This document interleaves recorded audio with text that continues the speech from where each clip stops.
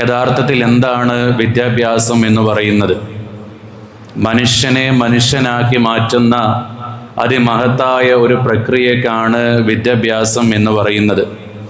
കേവലം അറിവ് നേടുക എന്നതിനേക്കാൾ ഉപരി ഒരു വ്യക്തിയുടെ എല്ലാ നിലക്കുമുള്ള സ്വഭാവത്തെയും അവൻ്റെ ആറ്റിറ്റ്യൂഡുകളെയും എല്ലാം നിർണ്ണയിക്കുന്നതിൽ വിദ്യാഭ്യാസത്തിന് വലിയ പങ്കുണ്ട്. അതുകൊണ്ട് തന്നെ വിദ്യാർത്ഥി കാലഘട്ടം എന്ന് പറയുന്നത് 10ാം ക്ലാസ് വരെയോ +2 വരെയോ പ്രൊഫഷണലായി ഏതെങ്കിലും ഒരു കോഴ്സ് പൂർത്തീകരിക്കുന്നത് വരെ അല്ല. വിനയത്തോടുകൂടി ഏതൊക്കെ കാലത്ത് നമുക്ക് അറിവിനെ സ്വീകരിക്കാനുള്ള മനസ്സുണ്ടോ ആ കാലഘട്ടം അത്രയും നമ്മൾ വിദ്യാർത്ഥികളാണ്. അങ്ങനെയാകുമ്പോൾ ഞാനും നിങ്ങളുമൊക്കെ എപ്പോഴും വിദ്യാർത്ഥികളായിരിക്കേണ്ടവരാണ്. നമുക്ക് കിട്ടുന്ന കൊച്ചു കൊച്ചു അറിവുകളെല്ലാം ശേഖരിച്ചുകൊണ്ട് നിരന്തരം പുതിയ പുതിയ കാര്യങ്ങളെ പഠിച്ചെടുക്കുക, അത് മറ്റുള്ളവർക്ക് പകർന്നു കൊടുക്കുക എന്നത് മനുഷ്യൻ്റെ വ്യക്തിത്വ വികാസനത്തിന് ഏറ്റവും നിർബന്ധമായിട്ടുള്ള ഒരു കാര്യമാണ് എന്ന കാര്യത്തിൽ തർക്കമില്ല. പക്ഷെ വർത്തമാന കാലഘട്ടത്തിൽ പഠിക്കുക എന്ന് പറയുന്നത് ഒരു ജോലി നേടുക, നല്ലൊരു കരിയർ ബിൽഡപ്പ് ചെയ്യുക, നല്ല രൂപത്തിലുള്ള ഒരു സാലറി ഉണ്ടാക്കിയെടുക്കുക എന്ന രൂപത്തിലേക്ക് വിദ്യാഭ്യാസം മാറിക്കൊണ്ടിരിക്കുന്നു. മനുഷ്യൻ സെൽഫിഷായിക്കൊണ്ടിരിക്കുന്നു. എന്നാൽ ഇവിടെയാണ് യഥാർത്ഥത്തിൽ വിദ്യാഭ്യാസത്തിന് പ്രധാനമായി 3 ലക്ഷ്യങ്ങളുണ്ട്. നമ്മുടെ മക്കൾ വിദ്യ അഭ്യസിക്കുന്നതിന് പ്രധാനമായി 3 ലക്ഷ്യങ്ങളുണ്ട്. ഒന്ന് വ്യക്തിത്വ വികസനമാണ്, ബുദ്ധിപരവും മാനസികവുമായ വളർച്ചയാണ്. നമ്മുടെ കുട്ടികൾ എന്നും KG ക്ലാസ് റൂമിലിരിക്കുകയാണെങ്കിൽ അവർക്ക് വികാസം ഉണ്ടാവില്ല. നമ്മുടെ കുട്ടികൾ ലോകം കാണാൻ പഠിക്കുക, നമ്മുടെ കുട്ടികൾ ഉയർന്ന ക്ലാസ്സുകളിലേക്ക് എത്തുക, അങ്ങനെ അവൻ്റെ വ്യക്തിപരവും ബുദ്ധിപരവുമായ മാനസികമായ വളർച്ച ഉണ്ടാക്കിയെടുക്കൽ വിദ്യാഭ്യാസത്തിൻ്റെ ഒരു ലക്ഷ്യമാണ്. രണ്ടാമത് വിദ്യാഭ്യാസത്തിൻ്റെ ലക്ഷ്യം എന്ന് പറയുന്നത് സ്വഭാവ രൂപീകരണമാണ്. എന്ന് വെച്ചാൽ തെറ്റേതാണ്, നന്മ ഏതാണ്, തിന്മ ഏതാണ് എന്ന് വേർതിരിച്ച് മനസ്സിലാക്കിക്കൊണ്ട് അതിലേതാണോ തിരഞ്ഞെടുക്കേണ്ടത്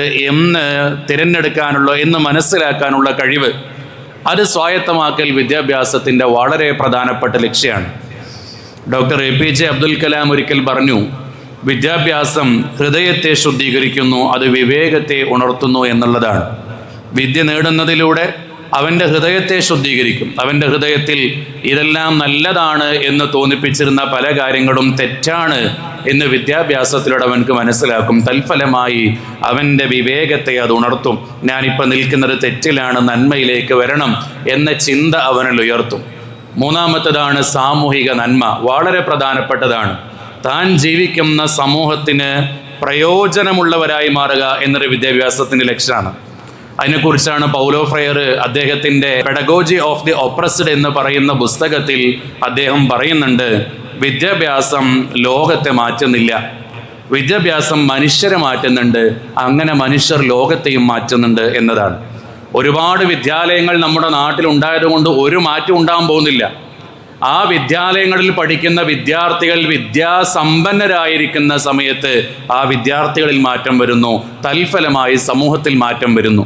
എന്ന് വെച്ചാൽ വിദ്യാലയങ്ങൾ എന്ന് പറയുന്നത് കെട്ടിടങ്ങൾ എന്നതിൻ്റെ അപ്പുറത്തേക്ക് കുട്ടികളിലേക്ക് വിദ്യ അഭ്യസിച്ചു കൊടുക്കുമ്പോഴാണ് അതിൻ്റെ ഫലം ലഭിക്കുന്നത് എന്ന് നമുക്ക് മനസ്സിലാക്കാൻ പറ്റും. അതുകൊണ്ടാണ് വിദ്യാർത്ഥിത്വം എന്ന് പറയുന്നത് ഒരു നിശ്ചിത കാലഘട്ടമേ അല്ല എന്ന് ഞാൻ പറഞ്ഞത്. ആൽബർട്ട് ഐൻസ്റ്റീൻ പറയുന്നുണ്ട്, education is what remains after one has ഫോർഗറ്റൻ what one has learned in school. എന്ന് വെച്ചാൽ സ്കൂളിൽ നിന്ന് പഠിച്ചതെല്ലാം മറന്നുപോയാലും എന്താണോ അവനിൽ അവശേഷിക്കുന്നതെങ്കിൽ അതാണ് വിദ്യാഭ്യാസം. എന്ന് വെച്ചാൽ സ്കൂൾ കാലഘട്ടം കഴിഞ്ഞാലും അവൻ്റെ ഉള്ളിൽ നിലനിൽക്കുന്ന നന്മ, ആ നന്മയ്ക്കാണ് വിദ്യാഭ്യാസം എന്ന് പറയുന്നത്. ഇതാണ് വിദ്യാഭ്യാസത്തിലൂടെ നമ്മുടെ മക്കൾക്ക് നമ്മൾ കൊടുക്കേണ്ടത്. അതല്ലാതെ നല്ല ജോലി നേടിയെടുക്കുക എന്നതോ, നല്ല ഹൈ പ്രൊഫൈലുള്ള ഹൈ സാലറി നേടിയെടുക്കുക, ഹൈ സ്കെയിലുള്ള സാലറി നേടിയെടുക്കുക എന്നതിലേക്കല്ല നമ്മുടെ വിദ്യാഭ്യാസത്തെ ചുരുക്കേണ്ടത്. പഠന കാലഘട്ടത്തിന് ശേഷം എന്ത് ബാക്കിയാകുന്നു, പഠന കാലഘട്ടത്തിന് ശേഷം എന്ത് നന്മയാണ് ബാക്കിയാകുന്നത് എന്നതിനെ ആശ്രയിച്ചുകൊണ്ടാണ് വിദ്യാഭ്യാസം നിലനിൽക്കുന്നത്. പുതിയ കാലത്ത് വിദ്യാഭ്യാസത്തിന് വേണ്ടി നമ്മൾ പലതിനെയും ഇല്ലാതാക്കിക്കൊണ്ടിരിക്കുകയാണ്. മക്കളെ പഠിപ്പിക്കുക എന്നതിൻ്റെ ഉള്ളിലേക്ക് മാത്രം നമ്മൾ ചുരുങ്ങുന്നു, ബന്ധങ്ങളെ മറന്നു പോകുന്നു. പലപ്പോഴും നമ്മുടെ മക്കളെ കുടുംബത്തിൽ ആരെങ്കിലും കാണുമ്പോൾ നമ്മൾ പരിചയപ്പെടുത്തുക, എന്നെ മനസ്സിലായോ, ഞാൻ ഇന്ന കുടുംബത്തിൽപ്പെട്ട ആളാ. അപ്പൊ ഈ കുട്ടികളൊന്നും ഇവരെ കണ്ടിട്ടില്ല. ഈ കുട്ടികൾക്ക് കിട്ടുന്ന സമയം നമ്മൾ പഠിക്കാൻ വേണ്ടി ചെലവഴിക്കുന്നു. പഠനത്തിന് വേണ്ടി ചെലവഴിക്കണ്ട എന്നല്ല, പഠിക്കുന്നതോടൊപ്പം നമ്മുടെ ബന്ധങ്ങൾ മനസ്സിലാക്കണം. ഇപ്പോൾ കഴിഞ്ഞ ദിവസം വിദേശത്ത് നിന്ന് ലീവിന് വേണ്ടി വന്ന ഒരു കുട്ടി, ആ കുട്ടി വീട്ടിലുള്ള വല്ലുമ്മാനോടും സംസാരിച്ചു. അവരെന്നോട് പറഞ്ഞു, അവർ പറയുന്നൊന്നും എനിക്ക് മനസ്സിലാവുന്നില്ല. കാരണം ഈ കുട്ടി പറയുന്നത് ഹാഫ് ഇംഗ്ലീഷ് ഹാഫ് മലയാള, വിദേശത്താണ് പഠിച്ചത്, അബുദാബിയിലാണ് പഠിച്ചത്, ഒന്നും മനസ്സിലാവുന്നില്ല. ഇങ്ങനെ നമ്മുടെ മക്കൾ ഇന്ന് നമ്മുടേതല്ലാതായി മാറിക്കൊണ്ടിരിക്കുന്നു. പല സ്ഥലത്തും ചെല്ലുമ്പോൾ കുടുംബ ബന്ധങ്ങൾ അറിയുന്നില്ല. ചിലപ്പോൾ ഇതൊരു പക്ഷെ നമ്മുടെ ചോര തന്നെ ആയിരിക്കും എന്ന് കുട്ടിക്ക് അറിയുന്നില്ല. എല്ലാ ബന്ധങ്ങളും ഒരു ആൻറ്റിയിലും ഒരു അങ്കിളിലും ഒതുക്കി എന്ന രൂപത്തിലേക്ക് വിദ്യാഭ്യാസത്തിൻ്റെ പേര് പറഞ്ഞ് മക്കൾക്ക് ഓവർ സ്ട്രെസ് കൊടുത്തുകൊണ്ട് മക്കളെ പിടിച്ചിരുത്തുന്ന ഒരു രീതിയല്ല വിദ്യാഭ്യാസം എന്ന് പറയുന്നത്. വിദ്യാഭ്യാസം എന്ന് പറയുന്നത് മറ്റൊരു മനുഷ്യനിലേക്ക് പടരാനുള്ള മാധ്യമമാണ് വിദ്യാഭ്യാസം എന്ന് പറയുന്നത്. അങ്ങനെ ആവണം. അതിന് ഏറ്റവും നന്നായി വഴി കാണിച്ചു കൊടുക്കേണ്ടത് രക്ഷിതാക്കളാണ്, ഉപ്പമാരാണ്, ഉമ്മമാരാണ്. നമ്മുടെ മക്കൾ ഏത് രൂപത്തിലേക്കാണ് വളരേണ്ടത്, നമ്മുടെ മക്കൾ ഏത് രൂപത്തിലേക്കാണ് വികസിക്കേണ്ടത് എന്ന് ഡിസൈഡ് ചെയ്യേണ്ടത് നമ്മളാണ്. നിങ്ങൾ സുൽത്താൻ സ്വലാഹുദ്ദീൻ അയ്യൂബിയെ കുറിച്ച് കേട്ടിട്ടില്ലേ? മധ്യകാല ഇസ്ലാമിക ചരിത്രത്തിൽ സമാനതകളില്ലാത്ത ഭരണാധികാരിയാണ് സുൽത്താൻ സലാഹുദ്ദീൻ അയ്യൂബി. അദ്ദേഹം AD 1187 88 വർഷക്കാലത്തോളമായി യൂറോപ്യർ അധിനിവേശം നടത്തിക്കൊണ്ടിരുന്ന ബൈത്തുൽ മുഖദ്ദസ് മുസ്ലിമീങ്ങൾക്ക് വേണ്ടി തിരിച്ചു പിടിച്ച മഹാഭരണാധികാരിയാണ് സുൽത്താൻ സലാഹുദ്ദീൻ അയ്യൂബി. എന്നതിൻ്റെ അപ്പുറത്തേക്ക് സലാഹുദ്ദീൻ അയ്യൂബിൽ നിന്ന് ഒരുപാട് പാഠങ്ങൾ പഠിക്കാനുണ്ട്. ഒന്നാം കുരിശ് യുദ്ധം നടന്ന സമയത്ത് അന്ന് അവിടെ ഉണ്ടായിരുന്ന ക്രിസ്തീയ സൈന്യം എല്ലാ മനുഷ്യരെയും ചുട്ടരിച്ചു. അന്ന് ജെറുസലേമിൻ്റെ മണ്ണിൽ, ബൈത്തുൽ മുഖദ്ദസിൻ്റെ മണ്ണിൽ അനേകം മനുഷ്യരുടെ ചോരകൾ കൊണ്ട് തളം കെട്ടി നിന്നു. എന്നാൽ പിന്നീട് സുൽത്താൻ സലാഹുദ്ദീൻ അയ്യൂബി ആ ബൈത്തുൽ മുഖദ്ദസ് തിരിച്ചെടുത്തതിന് ശേഷം ആ മണ്ണിൽ ഒരാളുടെ പോലും ചോര പതിഞ്ഞിട്ടുണ്ടായിരുന്നില്ല. മുസ്ലിമിൻ്റെ പതിഞ്ഞിട്ടില്ല എന്നല്ല, ക്രൈസ്തവൻ്റെയോ ജൂതൻ്റെയോ ഒരു മതത്തിൻ്റെയോ ഒരു മതമില്ലാത്തവൻ്റെയോ ചോര ആ മണ്ണിൽ മഹാനായ സലാഹുദ്ദീൻ അയ്യൂബി എന്ന് പറയുന്ന ഭരണാധികാരി വീഴ്ത്തിയിട്ടുണ്ടായിരുന്നില്ല എന്ന് വായിക്കേണ്ടതാണ് നമ്മൾ. എന്നു മാത്രമല്ല, പതിറ്റാണ്ടുകളായി സലാഹുദ്ദീൻ അയ്യൂബിയുടെ ശത്രുവായി നിന്നിരുന്ന ഇംഗ്ലണ്ടിലെ റിച്ചാർഡ് രാജാവിന് പനി ബാധിച്ച സമയത്ത് തൻ്റെ പേഴ്സണൽ ഡോക്ടറെ അയച്ചു കൊടുക്കുകയാണ്. ചികിത്സിക്കാൻ വേണ്ട സൗകര്യങ്ങൾ ചെയ്തു കൊടുക്കുന്നു. അദ്ദേഹത്തിന് ആവശ്യമായ പഴങ്ങളും മറ്റു കാര്യങ്ങളൊക്കെ കൊടുത്തയക്കുകയാണ്. ആർക്ക്? ശത്രുവിന്. ആര്? സുൽത്താൻ സലാഹുദ്ദീൻ അയ്യൂബി. എങ്ങനെയാണ് സലാഹുദ്ദീൻ അയ്യൂബി ചരിത്രത്തിൽ സലാദീൻ എന്ന് പാശ്ചാത്യർ പോലും വാഴ്ത്തപ്പെടുന്ന രൂപത്തിലേക്ക് നടന്നത് എന്ന ചോദ്യത്തിൻ്റെ മറുപടി, അദ്ദേഹത്തിന് തൻ്റെ പ്രിയപ്പെട്ട ഒരു പിതാവുണ്ടായിരുന്നു. ആ പിതാവിൻ്റെ പേര് എന്ന് പറയുന്നത് നജ്മുദ്ദീൻ അയ്യൂബി ആയിരുന്നു. നജ്മുദ്ദീൻ അയ്യൂബി എന്ന തൻ്റെ പിതാവ് വളർത്തിയെടുത്ത മകൻ്റെ സ്വഭാവ ഗുണങ്ങളാണ് സലാഹുദ്ദീൻ അയ്യൂബിയിലൂടെ കണ്ടത്. ഹൈദർ അലിയുടെ പ്രിയപ്പെട്ട മകൻ ടിപ്പു സുൽത്താനെ കുറിച്ച് നമ്മൾ കേട്ടിട്ടില്ലേ? 16-ാമത്തെ വയസ്സിൽ പോലും ഈ രാജ്യത്തിന് വേണ്ടി പോരാടി, നികുതിക്കെതിരെ പോരാടിയ ടിപ്പു സുൽത്താൻ റഹിമഹുല്ല എങ്ങനെയാണ് രാജ്യത്തിന് വേണ്ടി ഉയർത്തുന്ന വലിയ സ്വരമായി മാറിയത്? പിന്നിൽ ഹൈദർ അലി എന്ന് പറയുന്ന പ്രിയപ്പെട്ട പിതാവിൻ്റെ കഥയുണ്ടായിരുന്നു, പ്രിയപ്പെട്ട പിതാവിൻ്റെ ഇമ്പാക്റ്റ് റോൾ ഉണ്ടായിരുന്നു എന്നുള്ളതാണ്. അതുകൊണ്ട് എൻ്റെ പ്രിയപ്പെട്ട രക്ഷിതാക്കളെ, നമ്മുടെ മക്കളെ നമ്മൾക്ക് കൈപിടിച്ചുകൊണ്ട് കൈ നടത്തുക. അങ്ങനെ നമ്മുടെ മക്കൾക്ക് വിദ്യാഭ്യാസത്തിലൂടെ പുസ്തകത്തിൻ്റെ അപ്പുറത്തുള്ള ലോകത്തെ കൂടി പരിചയപ്പെടുത്തി മനുഷ്യരിലേക്ക് പരക്കാൻ നമ്മുടെ വിദ്യാർത്ഥികളെ നമ്മൾ സ്വായത്തമാക്കണം. പുതിയ കാലം ഒരുപാട് മാറിപ്പോയി. വിദ്യാഭ്യാസത്തിന് വേണ്ടി നമ്മൾ പലതും ഉപേക്ഷിച്ചു കൊണ്ടിരിക്കുകയാണ്. ബന്ധങ്ങൾ ഉപേക്ഷിച്ചു എന്നതുപോലെ തന്നെയാണ് മതവിദ്യാഭ്യാസം ഉപേക്ഷിച്ചു. കുട്ടികൾക്ക് പഠിക്കാൻ സമയം കിട്ടുന്നില്ല എന്ന് പറഞ്ഞുകൊണ്ട് നമ്മുടെ മദ്രസ സംവിധാനത്തിൽ നിന്ന് പിന്മാറുകയാണ് പല ആളുകളും. 7-ാം ക്ലാസ് എത്തുമ്പോഴേക്ക് പഠനം മതി. KG ക്ലാസ് തൊട്ടും തന്നെ വിദ്യാർത്ഥികൾക്ക് ഓൺലൈൻ ട്യൂഷൻ ക്രമീകരിച്ചു കൊടുക്കുകയാണ്. മദ്രസയിലേക്ക് വിടാൻ സമയമില്ല. എന്തേ കാര്യം? സ്കൂൾ ബസ് നേരത്തെ വരും. വൈകുന്നേരം എന്താ പണി? വൈകുന്നേരം സ്പെഷ്യൽ ക്ലാസ് ഉണ്ട്, ട്യൂഷന് പറഞ്ഞയക്കാനുണ്ട് എന്നൊക്കെ പറയുകയാണ്. എൻ്റെ പ്രിയപ്പെട്ട രക്ഷിതാക്കളോട് ഓർമ്മപ്പെടുത്താനുള്ളത്, ഭൗതിക വിദ്യാഭ്യാസത്തിൻ്റെ പേര് പറഞ്ഞ് നമ്മൾ ഉപേക്ഷിക്കേണ്ട ഒന്നല്ല മതവിദ്യാഭ്യാസം എന്ന് പറയുന്നത്. ഈ ലോകത്ത് നമുക്ക് രണ്ട് കാര്യങ്ങളും അനിവാര്യമാണ്. ഭൗതിക വിദ്യാഭ്യാസം എന്ന് പറയുന്നത് ഈ ലോകത്ത് നമ്മുടെ കുട്ടികൾക്ക്, നമ്മുടെ വിദ്യാർത്ഥികൾക്ക് മികച്ച ജോലിയും മികച്ച കരിയറും ബിൽഡപ്പ് ചെയ്തെടുക്കുന്നതിന് ഭൗതിക വിദ്യാഭ്യാസം അനിവാര്യം തന്നെ. എന്നാൽ മതവിദ്യാഭ്യാസം എന്ന് പറയുന്നത് ശാശ്വതമായ ലോകത്ത് നമ്മുടെ കുട്ടിക്ക് വിജയിക്കുവാനുള്ള ആയുധമാണ്. അതുകൊണ്ട് നമ്മുടെ കുട്ടി ഈ ലോകത്ത് മാത്രം വിജയിച്ചാൽ മതിയോ? പോരാ, നാളത്തെ ലോകത്തും വിജയിക്കണം. അതുകൊണ്ട് മതവിദ്യാഭ്യാസം ഒരു കാരണവശത്താലും നമ്മൾ ഒഴിവാക്കേണ്ട ഒന്നല്ല.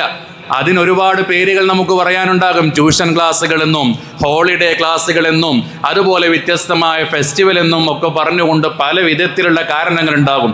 ഇനി ഇപ്പം തുടങ്ങും ഉസ്താദന്മാരോട് നേരത്തെ വിടുമോ, നാളെ വന്നാൽ പോരെ, ഇന്ന് ലീവാണ്, എന്തേ കാര്യം? നമ്മൾ ദുനിയാവിന് വേണ്ടി ആഖിറത്ത് വിൽക്കുന്നു. പരിശുദ്ധ ഖുർആൻ ഓർമ്മപ്പെടുത്തിയില്ലേ, ഉലൈകല്ലദീന ഇശ്തറുൽ ളലാലത ബിൽ ഹുദാ. ഒരു വിഭാഗത്തെക്കുറിച്ച് പറഞ്ഞതാണ്. ഉലൈകല്ലദീന ഇശ്തറുൽ ളലാലത ബിൽ ഹുദാ, സന്മാർഗത്തെ വിറ്റുകൊണ്ട് ലലാലത്തിന് വാങ്ങുന്നവരാണവർ. മതവിദ്യാഭ്യാസം എന്ന് പറയുന്ന സന്മാർഗത്തിൻ്റെ വഴിയെ വിട്ടുകൊണ്ട് ഭൗതിക വിദ്യാഭ്യാസത്തെ നമ്മളിങ്ങനെ നേടിക്കൊണ്ടിരിക്കുമ്പോൾ നമ്മുടെ മക്കളിൽ കരുണയില്ലാതായിത്തീരും. നമ്മുടെ മക്കൾ മൂല്യമില്ലാത്ത വിദ്യാർത്ഥികളായിത്തീരും. നോക്കൂ നിങ്ങൾ, കഴിഞ്ഞ ദിവസം നമ്മളെയൊക്കെ കണ്ണിനെയും നമ്മുടെയൊക്കെ കൽബിനെയും ഒരുപോലെ പൊട്ടിപ്പോയ സംഭവമല്ലേ ഉണ്ടായത്? 1.5 വയസ്സുള്ള ചെറിയ ഒരു കുഞ്ഞിനെ എത്ര മൃഗീയമായിട്ടാണ് കൊല ചെയ്തത്. എത്ര ചതവുകളാണ്, 90-ലധികം ചതവുകളാണ് ആ കുട്ടിയുടെ ശരീരത്തിൽ ഉണ്ടായിരുന്നത് എന്ന് പറയുമ്പോൾ, ആ കുട്ടിയുടെ നെഞ്ചകത്തിലേക്ക് ചവിട്ടിയതിൻ്റെ ഫലമായി 7 വാരിയെല്ലുകൾ ആ കുട്ടിയുടെ ശരീരത്തിൽ നിന്ന്, 1.5 വയസ്സുള്ള കുട്ടിയുടെ ശരീരത്തിൽ നിന്ന് പൊട്ടിപ്പോയി എന്ന് പറയുമ്പോൾ നമ്മുടെ ലോകം കരുണ പറ്റിക്കൊണ്ടിരിക്കുകയാണ്. ഈ കരുണ വീണ്ടെടുക്കുന്നത് ഒരിക്കലും തന്നെ ഭൗതികമായ വിദ്യാഭ്യാസത്തിലൂടെയല്ല. ആരാണ് ഉമ്മ, ആരാണ് ഉപ്പ എന്ന് ഡിഫൈൻ ചെയ്യുന്ന സിലബസ് ഉണ്ടോ? ഇല്ല. നമുക്ക് ആധുനികമായ നല്ല സ്മാർട്ട് ക്ലാസ് റൂമുകളുണ്ട്, നല്ല വിദ്യാലയങ്ങളുണ്ട്, എല്ലാമുണ്ട്. അതിൻ്റെ ഉള്ളിൽ ധാർമ്മികമായ വിദ്യാഭ്യാസം എത്രത്തോളം കൊടുക്കുന്നു എന്നൊരു ചോദ്യമാണ്.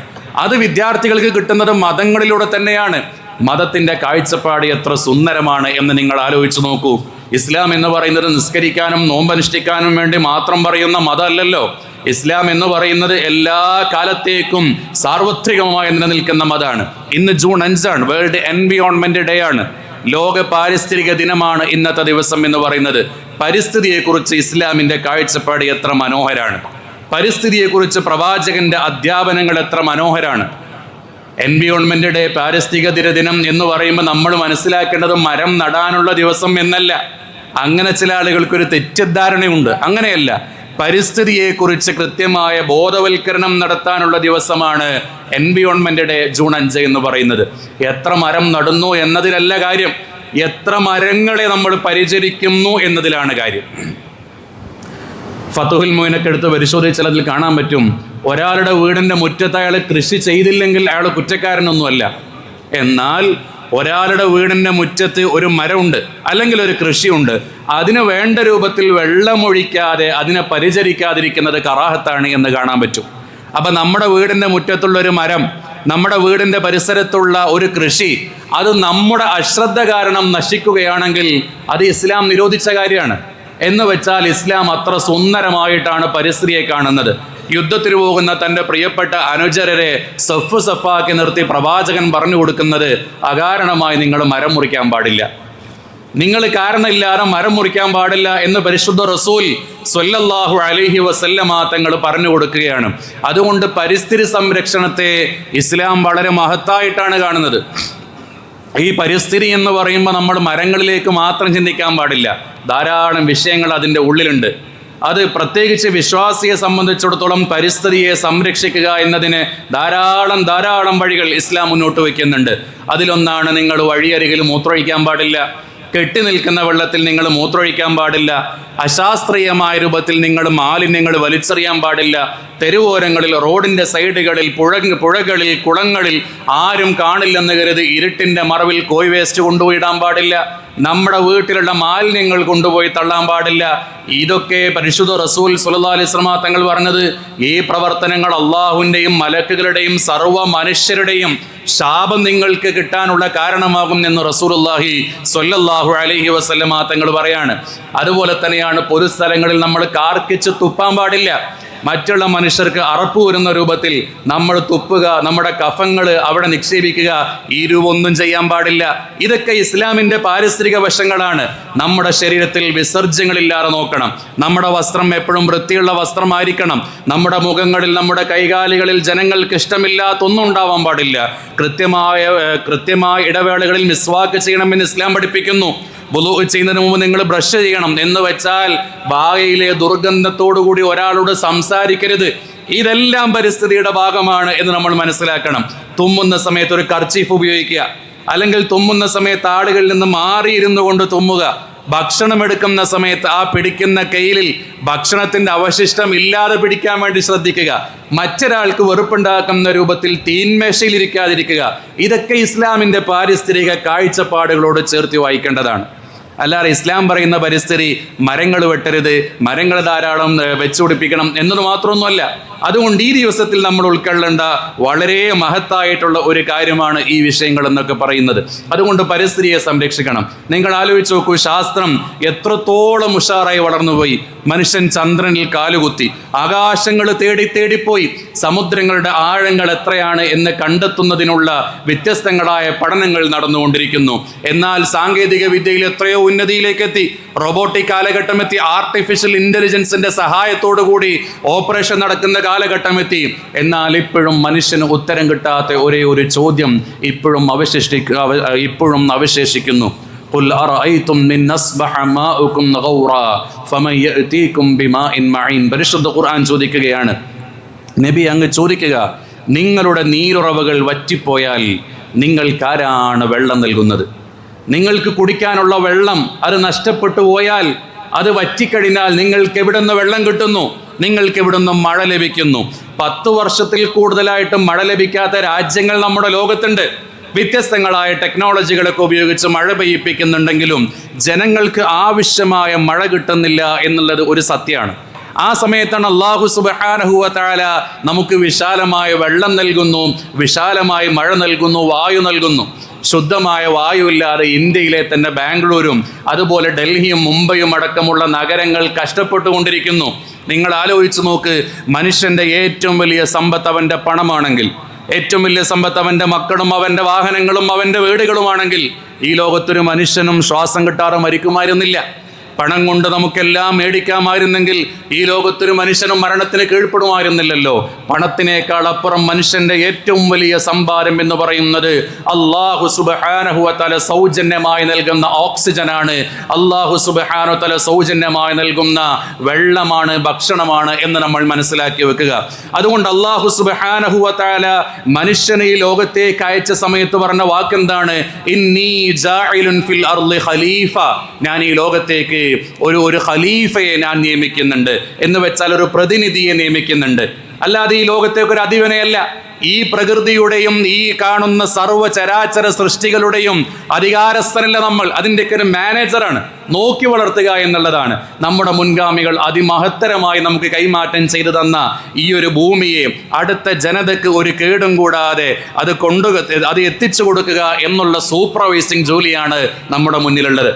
അല്ലാഹു സുബ്ഹാനഹു വ തആല വെറുതെ പ്രഖ്യാപിച്ചതല്ലല്ലോ. അല്ലാഹു എത്ര മഹത്തരമായിട്ടാണ് ഭൂമിയെ സംവിധാനിച്ചു വെച്ചത്. മറ്റുള്ള ഗ്രഹങ്ങളെല്ലാം എടുത്തു പരിശോധിച്ചാൽ അതിൽ നിന്നെല്ലാം വ്യത്യസ്തമായി ജീവൻ നിലനിൽക്കാൻ ആവശ്യമായ പ്രധാനപ്പെട്ട കാര്യങ്ങൾ നിലകൊള്ളുന്നത് ഭൂമിയിലാണ്. മനുഷ്യ ജീവിതത്തിന് ഏറ്റവും ആവശ്യമായ വെള്ളമാണ്. ആ വെള്ളത്തിന്റെ 71%, ഭൂമിയിൽ 71% ജലം നിറച്ചുകൊണ്ട് അല്ലാഹു തആല സംവിധാനിച്ചു. എന്ന് മാത്രമല്ല, വെള്ളത്തെ പോലെ തന്നെ ആവശ്യമായതാണ് ഓക്സിജൻ. അത് അല്ലാഹു തആല ആവശ്യമായ അളവിൽ നമുക്ക് സംവിധാനിച്ചു നൽകുന്നു. നിങ്ങൾ നോക്കി, എത്ര അനുകൂലമായ കാലാവസ്ഥയാണ്. സൂര്യൻ ഇപ്പോൾ നിൽക്കുന്ന ആ ഒരു നൃത്തത്തിൽ നിന്ന് അല്പം താഴോട്ട് വന്നാൽ ചൂട് കാരണം നമുക്ക് ജീവിക്കാൻ കഴിയില്ല. ആ നൃത്തത്തിൽ നിന്ന് അല്പം മുകളിലോട്ട് പോയാൽ ശൈത്യം കാരണം, തണുപ്പ് കാരണം നമുക്ക് ജീവിക്കാൻ കഴിയില്ല. അവിടെ കൃത്യമായി അല്ലാഹു തആല ഇത് സംവിധാനിച്ചു വെക്കുന്നു. റബ്ബ്, രക്ഷിതാവ്, എല്ലാ രൂപത്തിലും അതിനെ കൃത്യമായി അടയാളപ്പെടുത്തി വെക്കുന്നു. എന്നിട്ട് നമ്മളോട് പറയുന്നു, ഇനി നിങ്ങൾ അടുത്ത ജനറേഷന് വേണ്ടി നിങ്ങൾ കൈമാറ്റം ചെയ്യുക. ഞാൻ പറഞ്ഞതിൻ്റെ ആകെ ചുരുക്കം എന്ന് പറയുന്നത്, ഈ ഭൂമിയിൽ നമ്മൾ ശ്വസിക്കുന്നതായിക്കോട്ടെ, നമ്മൾ ഉപയോഗിക്കുന്നതായിക്കോട്ടെ, ഇതെല്ലാം നമ്മുടേതാണ് എന്ന് നമ്മൾ കരുതാൻ പാടില്ല. ഒരു 25 വർഷത്തിന് ശേഷം അല്ലെങ്കിൽ ഒരു 100 വർഷത്തിന് ശേഷം നമ്മുടെ ബെഡ്റൂമിൽ ആരായിരിക്കും കിടക്കുന്നുണ്ടാവുക? ഒന്ന് ചിന്തിച്ചു നോക്കിയേ. നമ്മുടെ ബെഡ്റൂം ഇന്ന് നമ്മൾ കിടക്കുന്നു. ഒരു 100 വർഷം അല്ലെങ്കിൽ 50 വർഷത്തിന് ശേഷം ആരായിരിക്കും കിടക്കുന്നുണ്ടാവുക? ഇന്ന് ഈ പള്ളിയിൽ നിങ്ങളിരിക്കുന്ന സ്ഥാനങ്ങളിൽ കുറച്ച് വർഷങ്ങൾക്ക് ശേഷം ആരായിരിക്കുക? നമ്മളായിരിക്കൂല. കഴിഞ്ഞ കാലങ്ങളിൽ ഇരുന്ന പല ആളുകളും ഇപ്പം ഇരിക്കുന്നില്ലല്ലോ. അതുകൊണ്ട് തന്നെ ഒന്നും കോൺസ്റ്റന്റ് അല്ല. ഇതെല്ലാം കൈമാറ്റം ചെയ്യപ്പെടാനുള്ളതാണ്. നമ്മൾ ധരിക്കുന്നതും നമ്മൾ കഴിക്കുന്നതുമായ എല്ലാ കാര്യങ്ങളും അടുത്ത ഒരു തലമുറക്ക് കൈമാറ്റം ചെയ്യപ്പെടാനുള്ളതാണ് എന്ന് മനസ്സിലാക്കുക. എത്ര കഷ്ടപ്പെട്ടാണ് ഒരു വീടുണ്ടാക്കുന്നത്, എത്ര കഷ്ടപ്പെട്ടാണ് ഒരു വാഹനം ഉണ്ടാക്കുന്നത്. ഇന്നലെ ഞാൻ വരുന്ന സമയത്ത് നാഷണൽ ഹൈവേയിൽ ഒരു ആക്സിഡന്റ് നടന്നു. 3 നല്ല വണ്ടികളൊക്കെ ആയിട്ട് ആക്സിഡന്റ് നടന്നു. ആ സമയത്ത് അതിൽ ഒരു വണ്ടി രജിസ്ട്രേഷൻ വണ്ടിയാണ് എടുത്തു കൊണ്ടുവരിക, അല്ലെങ്കിൽ രജിസ്ട്രേഷൻ കഴിയുന്നതിന് മുമ്പുള്ള വണ്ടിയാണ്. ഞാൻ ആലോചിച്ചു പോയി അയാളുടെ സങ്കടം എത്രയായിരിക്കും. അത്യാവശ്യം 10-45 ലക്ഷം രൂപ വില വരുന്നൊരു വാഹനം, ആ വാഹനത്തിൽ സ്ക്രാച്ച് വീണ് അയാളുടെ വിഷമം എത്രയായിരിക്കും എനിക്ക് ഊഹിച്ചാൽ മനസ്സിലാവും, നിങ്ങൾക്കും മനസ്സിലാകും. അതുപോലെ തന്നെ നമ്മുടെ വീട് പ്രളയം വരുന്ന സമയത്ത് വീട്ടിലേക്ക് വെള്ളം കയറിയാൽ നമുക്ക് എത്ര ടെൻഷനാ. എന്തേ കാരണം? ഈ വീട് എൻ്റെ മക്കൾക്കുള്ളതാ. എൻ്റെ വാഹനം എന്ന് പറയുന്നത് എൻ്റെ കുട്ടികൾക്കുള്ളത്. നശിക്കാൻ പാടില്ല. ഒരതിര് തർക്കത്തിൻ്റെ പേരിൽ മാസങ്ങളായി വർഷങ്ങളായി മിണ്ടാതെ നടക്കുന്നവരുണ്ട്. എന്തേ കാര്യം? ഒരു കുറ്റി ഒരു 5-10 സെന്റിമീറ്റർ അങ്ങോട്ടോ ഇങ്ങോട്ടോ വെച്ചു എന്ന കാര്യം കൊണ്ട് മിണ്ടാതെ നടക്കുന്നവരുണ്ട്. കാരണം എന്തേ? ഇത് എനിക്കുള്ളതല്ല, എൻ്റെ മക്കൾക്കുള്ളതല്ലേ. നാളെ അവർ ചോദിക്കൂലേ ബാപ്പ എന്തേ ഇത് വിട്ടുകൊടുത്തേ എന്ന് അവർ ചോദിക്കൂലേ എന്ന ന്യായം പറഞ്ഞുകൊണ്ട് നമ്മൾ തല്ലുകൂടുകയാണ്. അങ്ങനെ ഇരിക്കുന്ന നമ്മുടെ വീട് നമ്മൾ പൊളിച്ചു കളയൂല, നമ്മുടെ വാഹനം നമ്മൾ നഷ്ടപ്പെടുത്തൂല. പിന്നെ എങ്ങനെയാണ് നമ്മുടെ മക്കൾക്കും വരാൻ പോകുന്ന തലമുറക്കുമൊക്കെ ഉപയോഗിക്കേണ്ട ഈ ഭൂമിയെ നമ്മൾ ഇല്ലാതാക്കുന്നത്? അതുകൊണ്ട് പരിസ്ഥിതിയെ ഇല്ലാതാക്കുന്ന ഒരു പ്രവർത്തനത്തിന് നമ്മൾ ഉണ്ടാവാൻ പാടില്ല. അന്തരീക്ഷ മലിനീകരണം കുറക്കണം, ജലമലിനീകരണം ഇല്ലാതെയാക്കണം. ജലമലിനീകരണം വളരെ പ്രധാനപ്പെട്ടതാണ്. ഈ മഴക്കാലം വരുന്ന സമയത്ത് നമ്മുടെ കിണറിൻ്റെ ഒരു 5-10 മീറ്റർ മാറിയിട്ട് ഒരു 2-3 മീറ്റർ താഴത്തിൽ കുറച്ച് കുഴികൾ ഉണ്ടാക്കി കൊടുത്താൽ 4-5 വർഷം കൊണ്ട് നമ്മുടെ കിണറിലെ വെള്ളത്തിൻ്റെ അളവ് കൂടിക്കൂടി വരും. ഇതൊരു സത്യമാണ്. അതൊന്നും നമ്മൾ ചെയ്യൂല. എന്തിനു മാത്രം? നമ്മൾ വുളൂ ചെയ്യുന്ന സമയത്ത് 3 സ്വാഇനേക്കാൾ കൂടുതൽ വെള്ളം പള്ളിയിൽ നിന്ന് വുളൂ എടുക്കുന്ന സമയത്ത് വഖഫ് ചെയ്ത വെള്ളത്തിൽ നിന്ന് ഉപയോഗിക്കൽ ഹറാമാണ്. ഇത് കൃത്യമായി നമ്മൾ മനസ്സിലാക്കേണ്ട വിഷയമാണ്. പള്ളിയിലെ വെള്ളം വഖഫ് ചെയ്ത വെള്ളമാണ്. ആ വെള്ളത്തിൽ നിന്ന് നമ്മുടെ കാലിലെ ചളി കളയാനുള്ള വെള്ളമല്ല അത്, നമ്മുടെ വാഹനം കഴുകാനുള്ള വെള്ളമല്ല അത് വുളൂ ചെയ്യാനുള്ള വെള്ളമാണ്. ആ വെള്ളത്തിൻ്റെ പരിധി എന്ന് പറയുന്നത് ഒരു അവയവത്തെ 3 പ്രാവശ്യം കഴുകാൻ എത്ര വെള്ളമാണോ വേണ്ടതെങ്കിൽ ആ വെള്ളമാണ് അതിൻ്റെ പരിധി. 4ാമത്തെ പ്രാവശ്യം കഴുകാൻ പാടില്ല. വസ്വാസൊക്കെ ഉണ്ടെങ്കിൽ വീട്ടിൽ നിന്ന് കഴുകി വരില്ല നല്ലത്. 4ാമത്തെ പ്രാവശ്യം മുഖം കഴുകാൻ പാടില്ല, കൈ കഴുകാൻ പാടില്ല. ഇത് പള്ളിയിലെ വെള്ളം അത്തരത്തിൽ ഉപയോഗിക്കൽ ഹറാമാണ് എന്ന കാര്യത്തിൽ ഒരു തർക്കവും വേണ്ട. അതുപോലെ തന്നെയാണ് തെരുവോരങ്ങളിലൊക്കെ കുടിക്കാൻ വേണ്ടി സ്ഥാപിച്ച വെള്ളം, ആ വെള്ളം കുടിക്കാൻ ഉപയോഗിക്കാൻ പറ്റുള്ളൂ.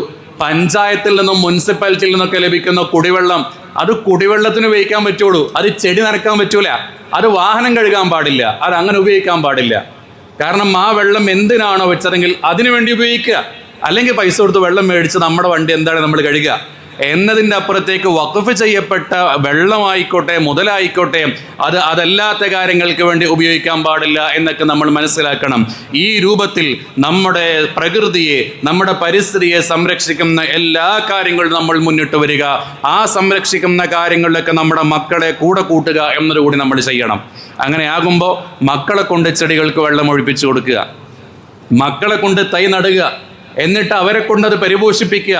ഇത് നിന്റെ മരാണ് എന്ന് പറഞ്ഞ് ചെറുപ്പത്തിലെ ഒരു മോട്ടിവേഷൻ കൊടുക്കുക.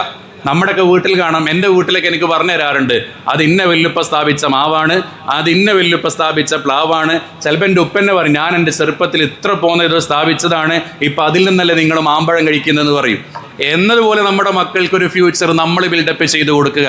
ഇത് വിദ്യാഭ്യാസത്തിൻ്റെ ഭാഗമാണ്. ഞാൻ ഫസ്റ്റ് പറഞ്ഞ പോയിന്റിൽ തന്നെ ഇപ്പോഴും ഉള്ളത്, ഇത് വിദ്യാഭ്യാസത്തിൻ്റെ ഭാഗമാണ്. ഇങ്ങനെയാണ് വിദ്യാഭ്യാസത്തിന് നമ്മുടെ മക്കൾക്ക് കൊടുക്കേണ്ടത്. ആദരവ് പഠിപ്പിച്ചു കൊടുക്കണം, മുതിർന്നവരെ ബഹുമാനിക്കാൻ പഠിപ്പിച്ചു കൊടുക്കണം. ഇന്ന് നമ്മൾ തന്നെ അത് ഇല്ലാണ്ടാക്കിക്കൊണ്ടിരിക്കുക. ആരെങ്കിലും ഒരാൾക്കാടും അങ്ങോട്ട് നോക്കണ്ട, നോക്കിയാൽ ചിരിക്കേണ്ടി വരും, അതുകൊണ്ട് ഇങ്ങോട്ട് നോക്കുമ്പോനെ നമ്മൾ തന്നെ പറഞ്ഞു കൊടുക്കുന്ന കാലമാണ്. അപ്പോൾ ഇതിൽ നിന്നൊക്കെ നമ്മൾ മാറണം. പ്രത്യേകിച്ച് ഹജ്ജ് കഴിഞ്ഞ് ആളുകൾ നാട്ടിലേക്ക് വരിക, അവരെ സ്വീകരിക്കാൻ ചെല്ലണം നമ്മൾ. അവർ വീട്ടിലേക്ക് എത്തുന്നതിന് മുമ്പ് അവരെ കാണണം. നമ്മളെങ്ങനെ ചിന്തിക്കുക, അവ ഹജ്ജ് ചെയ്തു വന്നു അല്ലെങ്കിൽ അവൾ ഹജ്ജ് ചെയ്തു വന്നു, ഇതുവരെ നമ്മുടെ വീട്ടിലേക്കൊന്നും വന്നില്ലല്ലോ എന്ന് നമ്മൾ ചിന്തിക്കുക. ശരിക്കും അവിടുത്തെ സുന്നത്ത് എങ്ങനെയാ? അവർ വീട്ടിലേക്ക് എത്തുന്നതിന് മുമ്പ് അവരെ പോയി കണ്ട് അവരോട് ദുആ ചെയ്യാൻ വേണ്ടി പറയണം, പൊറുക്കലിനെ തേടണം, അവരുടെ ഹജ്ജ് സ്വീകരിക്കാൻ വേണ്ടി അവർക്ക് പ്രത്യേകം ദുആ ചെയ്തു കൊടുക്കണം, അവരെ മുസാഫഹത്ത് ചെയ്യണം. ഇങ്ങനെയൊക്കെയാണ്. അപ്പോൾ ഇത്തരത്തിലുള്ള ആദരവുകൾ, ഇത്തരത്തിലുള്ള പരിസ്ഥിതി സംരക്ഷണങ്ങൾ, ഇതെല്ലാം നമ്മുടെ കുട്ടികൾക്ക്, നമ്മുടെ മനുഷ്യർക്ക് നമ്മൾ പറഞ്ഞു കൊടുക്കുക. ഇതെല്ലാം വിദ്യാഭ്യാസത്തിൻ്റെ ലക്ഷ്യമാണ് എന്ന് മനസ്സിലാക്കി വിദ്യാഭ്യാസത്തിന് വേണ്ടി കുടുംബ ബന്ധങ്ങൾ ഉപേക്ഷിക്കരുത്. വിദ്യാഭ്യാസത്തിന് വേണ്ടി മതമൂല്യങ്ങൾ ഇല്ലാണ്ടാക്കരുത്. വിദ്യാഭ്യാസം എന്ന പേരിൽ ഹറാമായ രൂപത്തിൽ കുട്ടികളെ കലാലയങ്ങളിലേക്ക് പറഞ്ഞയക്കുന്ന പ്രവണത ഉണ്ടാവാൻ പാടില്ല. നമ്മുടെ പെൺകുട്ടികൾക്ക് പ്രായപൂർത്തിയാൽ അവർക്ക് ഇസ്ലാം പറയുന്ന ഔറത്തുണ്ട്. ആ ഔറത്ത് മറച്ചോളണം, തലമുടി മറച്ചോളണം. സ്കാർഫ് ഇടുന്നതും മറ്റിടുന്നതും ഒക്കെ ഇസ്ലാമിക ആസ്പെക്റ്റിൽ നോക്കി ആ രൂപത്തിൽ തന്നെ ചെയ്യണം. ഞാനതാ പറഞ്ഞത്. വിദ്യാഭ്യാസത്തിന് വേണ്ടി മതത്തെ ഇല്ലാണ്ടാക്കി കഴിഞ്ഞാൽ തീർച്ചയായും അള്ളാഹുവിൻ്റെ മുന്നിൽ മക്കളുടെ കാര്യത്തിലും കുടുംബത്തിൻ്റെ കാര്യത്തിലും നമ്മൾ കണക്ക് പറയേണ്ടി വരും. അള്ളാഹു സുബ്ഹാനഹു വ തആല നമ്മളെ കാത്ത് രക്ഷിക്കുമാറാകട്ടെ.